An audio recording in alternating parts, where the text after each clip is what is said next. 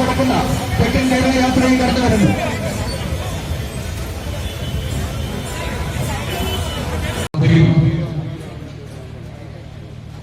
Communist party of India മാർക്സിസ്റ്റിന്റെ കേന്ദ്ര committee അംഗം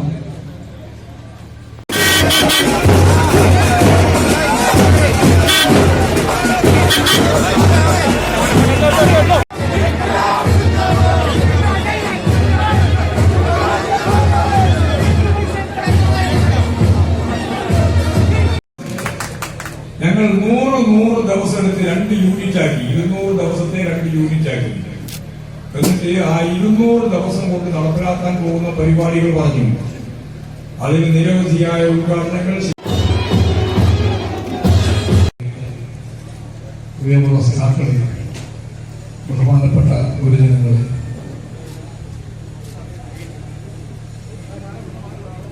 ഈ കത്തിക്കാളുന്ന വെയിലത്ത്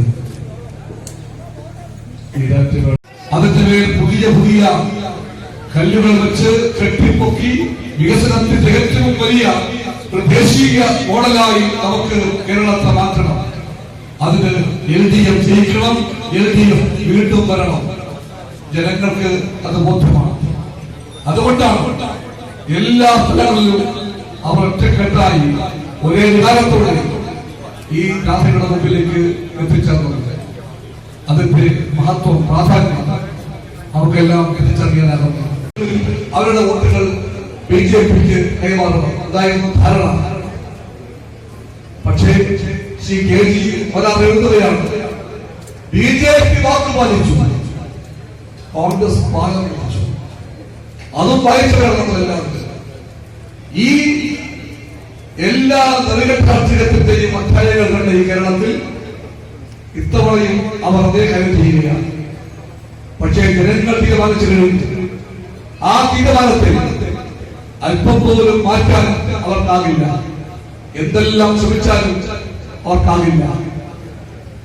കേരളത്തിന്റെ ഓർമ്മയിൽ കുറെ കാലമായി ഒരു രീതിയുണ്ട്.